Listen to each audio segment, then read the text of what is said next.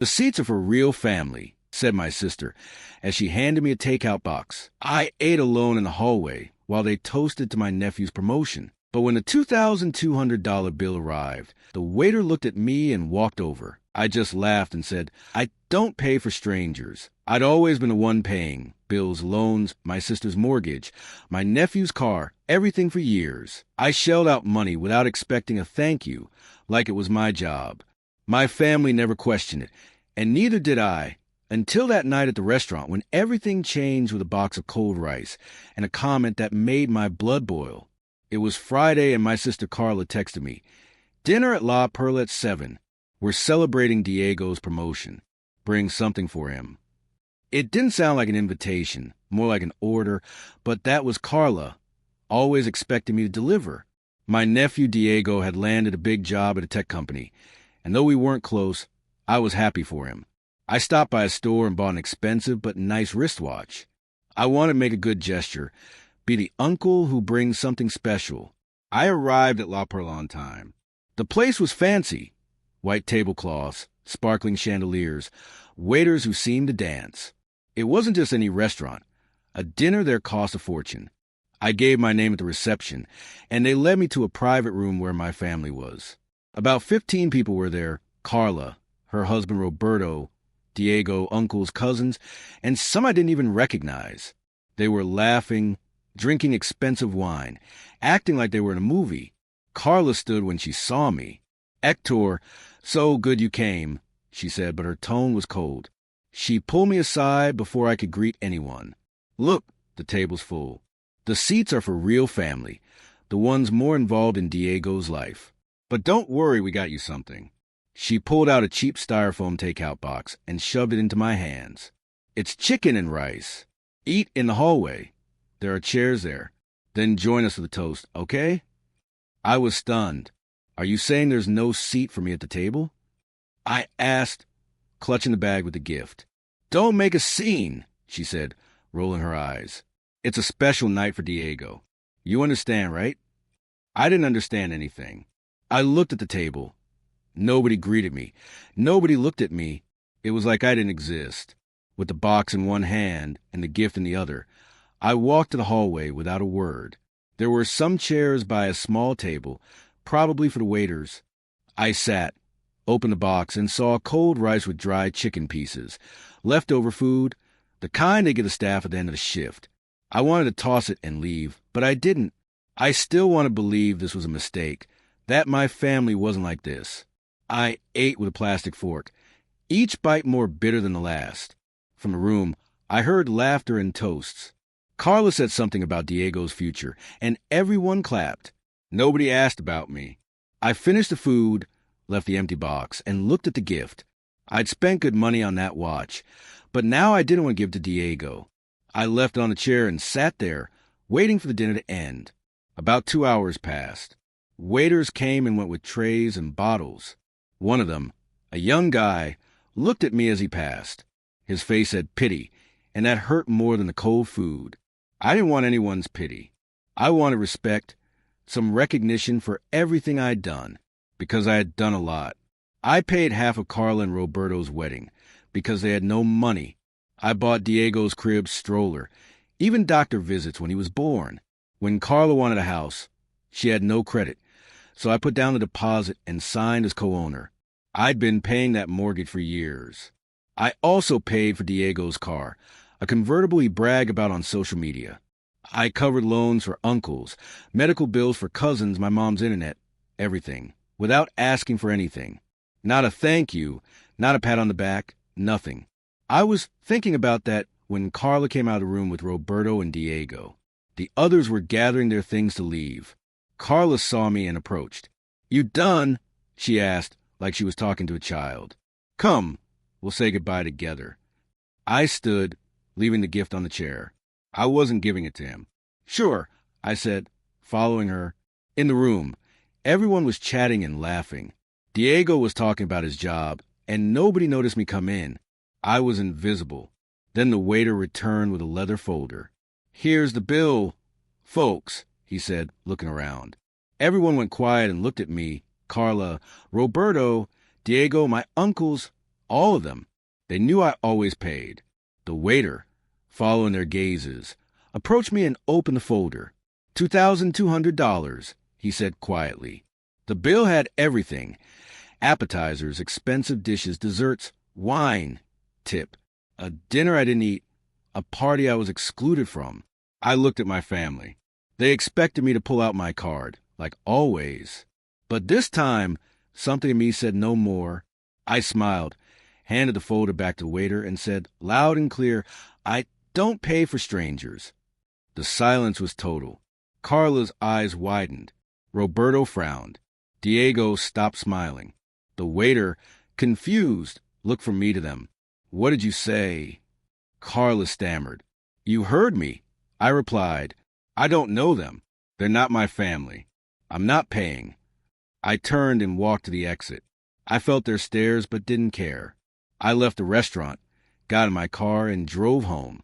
For the first time in years, I felt free, like I'd shed a chain. At home, with a beer in hand, I made a decision. I wasn't going to be their bank anymore. No more mortgages, no more cars, no more favors. If they treated me like a stranger, that's what they'd get. I opened my laptop and canceled the automatic payments. Carla's mortgage, Diego's car insurance, my uncle's bills, everything. Then I reviewed the house documents. By our agreement, I was the legal owner. Carla never paid a cent. She just lived there because I allowed it. That was going to change. I knew there'd be consequences. Carla wouldn't stay quiet, and neither would the rest of the family. But I was ready. For the first time, I was setting my boundaries, and I wasn't backing down. What I didn't expect was how fast everything would crumble or how my family would show their true colors. Saturday morning, my phone exploded, calls, texts, notifications. Carla was the first. Hector, what the hell is wrong with you? You canceled the house payments. The bank called me. Her voice was pure venom, like I was the villain. I didn't answer, letting voicemail fill with her screams. Then came Roberto with a long text, saying he was disappointed and needed explanations. Diego, my nephew, was more direct. Uncle, why are you doing this? I need my car for work. Not a thank you for the years I paid for that convertible. Not a word about the dinner at La Perla. I turned off my phone and made coffee. I sat on the couch, looking out the window. For the first time in a long time, I felt no guilt. I'd always had that little voice in my head saying, they're your family. You have to help them. But after that night, that voice went quiet. In its place was a cold calm. I'd made a decision, and I wasn't turning back. By Monday, things got serious. I got an email from the bank confirming the automatic payments were canceled. I also had a message from my lawyer confirming Carla's house documents were in order. When she wanted a house 10 years ago, she had no credit or savings. I put down a deposit and signed as the legal owner, with an agreement that she could live there while I paid the mortgage. She never contributed a cent but lived like it was hers. Now, without my payments, the bank wouldn't wait long to act. That afternoon, someone rang my apartment doorbell. It was my mother. I wasn't expecting her, and seeing her there, clutching her purse to her chest, gave me a knot in my stomach. I'd always been close to her, or so I thought. She came in without saying much, sat on the couch, and looked at me like I'd committed a crime. Hector, what are you doing? She said, her voice trembling. Carla's devastated. She says the bank will kick her out of the house. Diego can't get to work without his car. Why are you doing this? We're your family. I took a deep breath. Mom, did they tell you what happened at the dinner? Did they say Carla gave me a box of cold food and sent me to eat in the hallway? That they treated me like I was nobody? She frowned. Carla said it was a misunderstanding, that there was no room at the table. It's not a big deal. Hector, you've always been so sensitive. That hurt. Sensitive. Like being humiliated was my fault. Mom, I've paid for everything for years. Carla's house, Diego's car, your internet bills, everything. Have they ever thanked me? Have they ever invited me to sit with them as family? She looked down but didn't answer. She knew I was right, but didn't want to admit it. Instead, she said, Carla's your sister. Diego's your nephew. You can't leave them on the street. What would your father say if he were here? That's when I lost my patience. Dad wouldn't be proud of a family that uses one of its kids as an ATM. I said, my voice harder than I expected. I'm not paying for people who don't respect me. If they want the house, let them pay for it. If Diego wants his car, let him get a loan. I was done. My mom sat in silence, clutching her purse. Then she stood and left without another word. I stared at the closed door, my heart pounding. I knew this would happen, but it didn't make it easier. The next few days were chaos. Carla started texting everyone, telling her version of the story. According to her, I was a selfish jerk who abandoned them over a small misunderstanding. My uncles and cousins wrote to me, some begging me to reconsider, others calling me a traitor. Even my cousin Luis, whose surgery I paid for last year, texted, I didn't expect this from you, Hector. Not a mention of the thousands I spent on him. But the worst came a week later. Carla organized a family meeting at her house, the same house I'd been paying for until recently. I got an invitation by email, written like a formal event. We want to resolve this as a family. I knew it was a trap, but I went not because I wanted to reconcile, but because I wanted to see how far their nerve would go. I arrived at the house on a Saturday afternoon. It was a nice, big place with a well-kept garden and a garage where Diego's convertible sat, all paid for by me. When I walked in, everyone was there, Carla, Roberto, Diego, my mom, uncles, cousins. It felt like an ambush. I sat in a chair at the back, saying nothing while Carla took the floor. Hector, thanks for coming, she said with a fake smile. We're here because we want to understand what's wrong with you. We're your family, and you're hurting us. The bank says they'll foreclose on the house if the mortgage isn't paid. Diego can't get to work without his car. We all depend on you, and you decide to abandon us. Why? I looked at her, incredulous. Abandon them? Carla, you gave me a box of cold food and kicked me out of the dinner. You said the seats were for real family. I've paid for this house for 10 years, paid for Diego's car, your debts, everyone's bills. And now I'm the one abandoning you. She put on a victim face. It was a misunderstanding. Hector, there was no room at the table. It wasn't personal. Why are you making such a drama? Diego jumped in, arms crossed.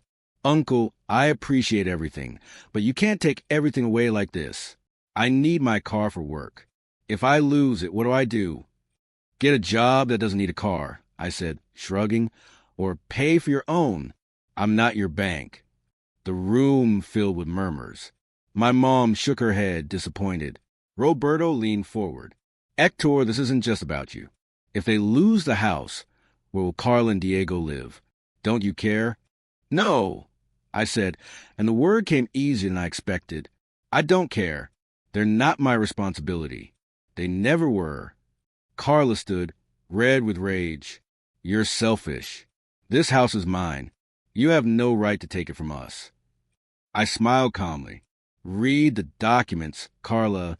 The house is in my name. It always has been. If you want to keep it, pay the mortgage. If not, the bank will take it. Simple. That was like dropping a bomb. Everyone started talking at once. Some yelling, others begging me to be reasonable. Carla stepped closer, pointing at me. You won't get away with this. I'll sue you. This isn't over. Go ahead, I said, standing. Sue me, but I'll warn you, you have nothing, not a paper, not a cent. I have everything. I walked out of the house without looking back. Carla's shouts following me to the street. That night in my apartment, I reviewed the documents again. Everything was in order.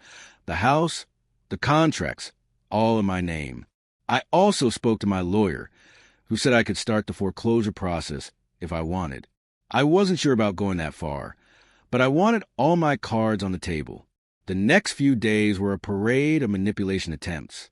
My mom called, crying, saying Carla was sick from stress. Diego texted, saying he'd always admired me and needed my help one last time. Even my Aunt Rosa, who never talks to me, wrote to say family comes first. Nobody mentioned the dinner. Nobody mentioned the years I paid for everything. They just wanted me to go back to being the one who pays and shuts up, but I wasn't budging. I canceled more things, Carla's house insurance, cable, even Diego's phone. Each click on my laptop was like cutting another tie binding me them, and with each tie cut, I felt freer. One morning, I got a bank notification. Carla's mortgage was officially in default. If it wasn't paid in 30 days, they'd start foreclosure. I knew Carla and Roberto didn't have the money. Diego earned well, but not enough for a house like that. For a moment, I felt a pang of guilt. But then I remembered the cold rice, the laughter while I ate alone in the hallway, and the guilt vanished. I also started planning my next move. My mom's birthday was in 2 weeks, and the whole family would gather at her house. I knew Carla would use it to play the victim, but I had other plans. I told my lawyer to prepare the foreclosure documents. I wanted them ready for that day. I wasn't just setting boundaries. I was making sure everyone saw the consequences of treating me like a stranger. I knew it'd be ugly. Carla would fight with everything she had, and the family would close ranks with her. But I didn't care. For the first time, I was putting my needs first, and if that meant burning bridges, so be it. My mom's birthday was the perfect stage to end this, and I had a plan to leave everyone stunned. The days before the birthday were a circus. Carla sent daily texts, alternating between insults and pleas. "You can't do this to us," she wrote one day, and the next, "Hector, please, let's talk. You're my brother." Diego tried calling, but I didn't answer. My mom left a voicemail, saying she was sad about how I was dividing the family. Nobody mentioned the dinner at La Perla, or the years I paid for everything without a thank you. They just wanted me to go back to being the one who pays and shuts up. I wasn't budging. I spoke to my lawyer, and the foreclosure documents for Carla's house were ready. I also prepared copies of the contracts, showing the house was in my name, along with a summary of all the payments I'd made for the family over the last decade. I wanted it clear this wasn't a whim. It was justice. The birthday arrived, a sunny Saturday. My mom's house was full of balloons, with a long table in the yard with food and drinks.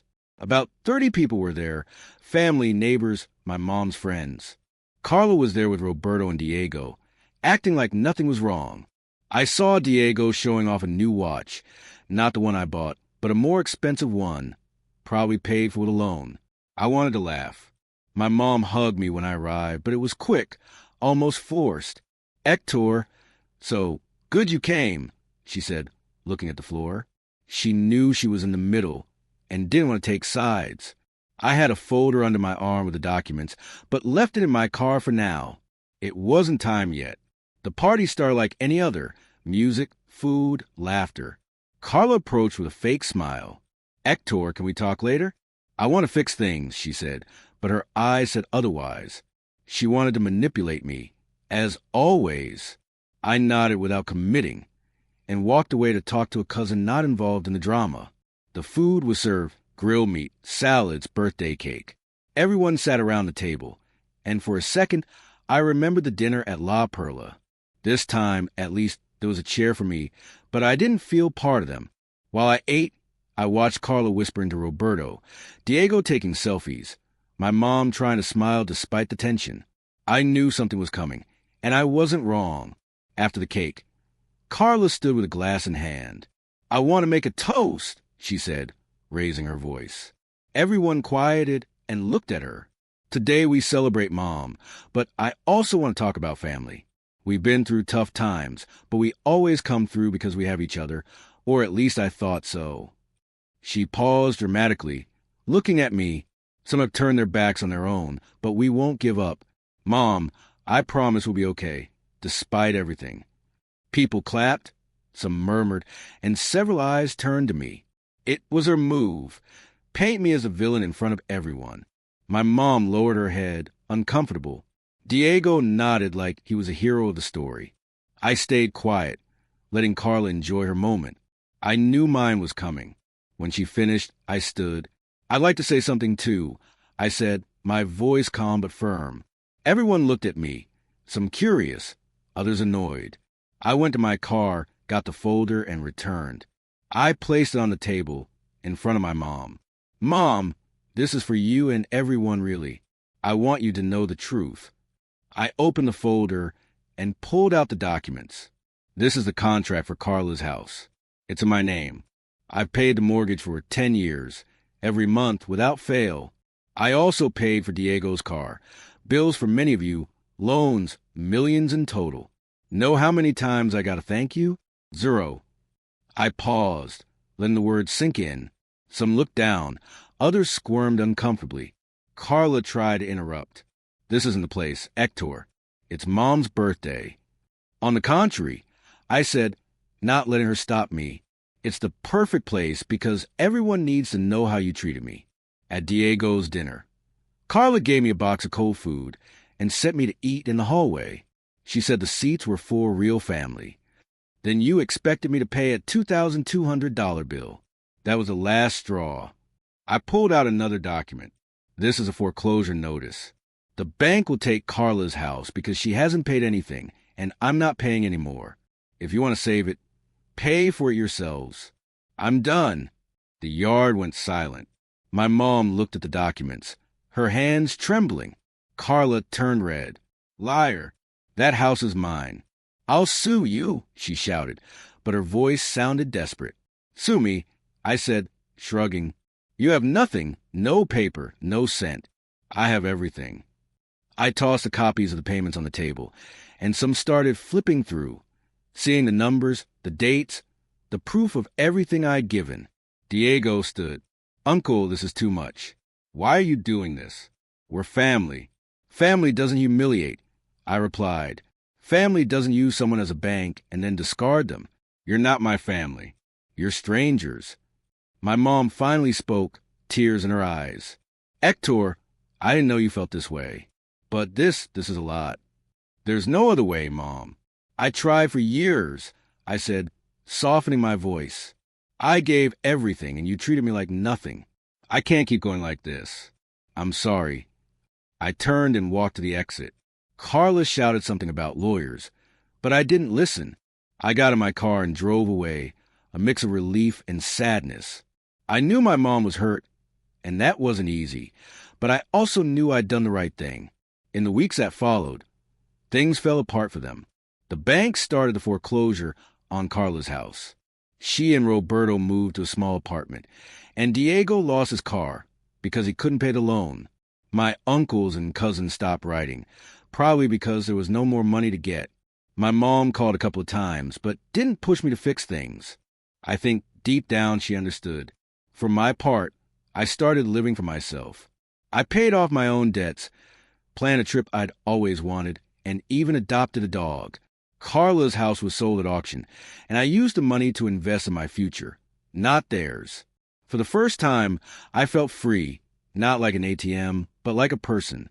Sometimes I think about that night at La Perla, the box of cold rice, the laughter while I ate alone. I could have kept paying, kept being the invisible Hector, but I said, I don't pay for strangers. And those words changed everything. Thanks for watching. Let us know what you think in the comments, and subscribe for more daily stories.